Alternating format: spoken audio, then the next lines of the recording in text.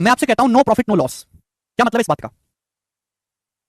ना लाभ हुआ ना हानि हुआ, नो प्रॉफिट नो लॉस, ना लाभ ना हानि। इसका मतलब आपने कितना कमाया? जीरो। आपने ना कुछ कमाया ना ही आपने कुछ गंवाया, यानी कि आप जितना पहले थे आज भी उतने पर ही हैं।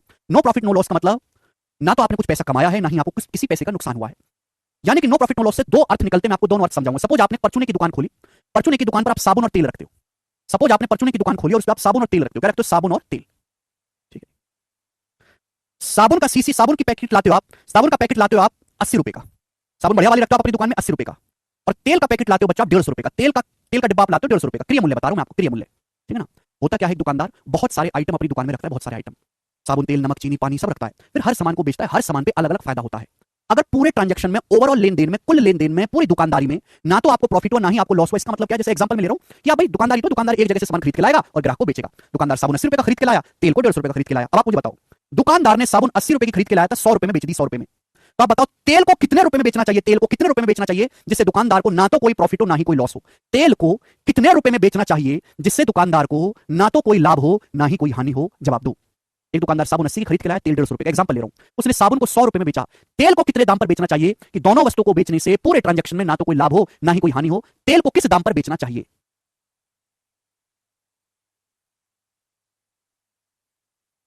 किस दाम पर बेचे जिससे ना तो कोई प्रॉफिट हो ना ही कोई लॉस हो? सोच समझ के बताओ भाई, इसमें कोई गणित नहीं है, इसमें आपके पढ़े लिखे होने से कोई मतलब नहीं, आपने कितना पढ़ा कितना छोड़ा है। ये तो एक जनरल व्यवहार की चीज है, एक बिना पढ़ा लिखा दुकानदार भी इस बात को जानता है। जो बालक इस साल को भी गलत कर रहे हैं ना, वो बालक तो दुकान खोलने लायक भी नहीं है, इतनी बुरी हालत है उनकी।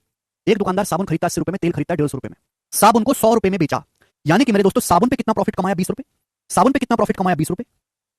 अगर साबुन पे 20 रुपए का मुनाफा हो गया और तेल पे 20 रुपए का नुकसान हो जाए, आदमी जीरो पे आ जाएगा कि नहीं आ जाएगा? आदमी जीरो पे आ जाएगा। भाई आपके दो बिजनेस चलते हैं, पहले बिजनेस पे आप 1 लाख रुपए कमाते हो, दूसरे बिजनेस में आप 1 लाख रुपए खो देते हो। तो ओवरऑल एक महीने में आपकी कमाई कितनी हुई? जीरो। ना प्रॉफिट हुआ ना लॉस हुआ। आपके दो बिजनेस चलते हैं, पहले बिजनेस में आप एक महीने में 1 लाख रुपए कमाते हो, दूसरे में आप 1 लाख रुपए का नुकसान उठा लेते हो। तो दोनों बिजनेस से मिलाकर एक महीने में कितनी कमाई? जीरो। 1 लाख का फायदा, 1 लाख का नुकसान, जीरो पे आ गया। तो अगर हमें नो प्रॉफिट नो लॉस कमाना है मेरे प्यारे भाई, ध्यान सुनिएगा, अगर साबुन पे 20 रुपए का प्रॉफिट कमाया है तो तेल पे 20 रुपए का नुकसान, तेल को 20 रुपए के नुकसान में बेचना होगा। यानी कि मेरे प्यारे भाई, यहां 20 रुपए का प्रॉफिट हो गया, दूसरे पे 20 रुपए का नुकसान हो गया, और ओवरऑल कहां आ गया आप? जीरो पे। जीरो पे, नो प्रॉफिट नो लॉस। यानी कि आपको तेल को कितने रुपए में बेचना पड़ेगा बेटा? तेल को 130 रुपए में बेचना पड़ेगा। अगर आप देखोगे मेरे दोस्तों, एक दुकानदार ने बहुत सारा सामान अपनी दुकान में लगाया, बहुत सारा सामान, अभी साबुन भी खरीद के लाया, वो तेल भी खरीद के लाया। साबुन और तेल खरीदने में टोटल खर्चा कितना हुआ? साबुन और तेल खरीदने में टोटल खर्चा हुआ 230 रुपए का। 80 प्लस 150, 230 रुपए। साबुन और तेल उसने बेचा तो सामान बिका कितना? साबुन 100 रुपए का बिका, तेल 130 रुपए का बिका, सामान अभी भी 230 का बिका है। यानी कि जितने रुपए का टोटल सामान खरीदा था उतने रुपए में ही आपको टोटल सामान बेचा गया। यहां से दो अर्थ निकलते, दोनों अर्थ आपको पता होने चाहिए, दो मीनिंग होते हैं बेटे यहां पर, दो मीनिंग। अगर overall no profit no loss, इसका मतलब है कि आपने टोटल सामान जितने रुपए का खरीदा था, टोटल सामान आपने 80 प्लस 150, 230 रुपए का खरीदा था, टोटल सामान आपका 130 रुपए का बिका।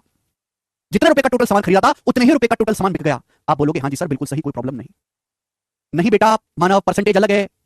क्लियर? यहां तक कोई परेशानी? आप बोलोगे नहीं सर कोई परेशानी। दूसरा अर्थ, अगर आप साबुन पे 20 रुपए का प्रॉफिट कमा रहे हो, देखो सिंपल सी बात है, लॉजिकली सोचो, भगवान के लिए प्री लॉजिकली सोचो। आप दो वस्तु खरीद के लाते हो, एक वस्तु पे 20 रुपए का फायदा हो जाए, दूसरे पे 20 रुपए का नुकसान हो जाए, ओवरऑल आप जीरो पे आ जाओगे, सड़क पे आ जाओगे, ना प्रॉफिट ना लॉस। यानी कि एक वस्तु पे आप जितना प्रॉफिट कमाओगे, दूसरी वस्तु पे आपको उतने ही रुपए का नुकसान अगर हो जाए, तो मेरे दोस्तों ओवरऑल ट्रांजेक्शन में ना तो आपको प्रॉफिट होगा ना ही लॉस होगा। दोनों मतलब यहां से निकलते हैं। मानव कह रहे हैं सर साबुन पे 25% प्रॉफिट है, तेल पे भी 25% लॉस होना चाहिए। बेटा मानव, परसेंटेज क्या है? परसेंटेज बेस मान के निकाली जाती है सीपी को। साबुन का सीपी अलग है, तेल का सीपी अलग है। समझ में आया कि नहीं?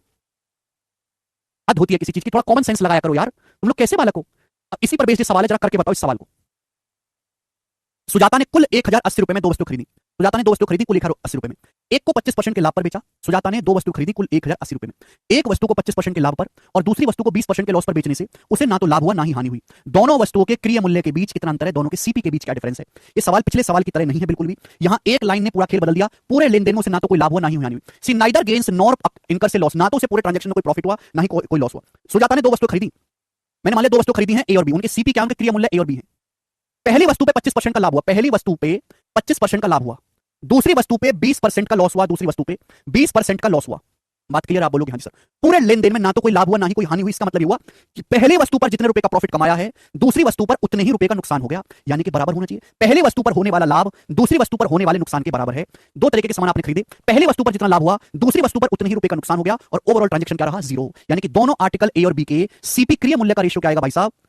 5 पंजे 25, 5 24, दोनों आर्टिकल के सीपी का रेशियो आएगा भी 4/5, क्रिय मूल्य का अनुपात दोनों आर्टिकल के 4:5 आएगा। ये पिछले सवाल की तरह नहीं था, पिछले सवाल में इस सवाल में जमीन आसमान का फर्क है, जमीन आसमान का। नहीं मानव, बिल्कुल नहीं।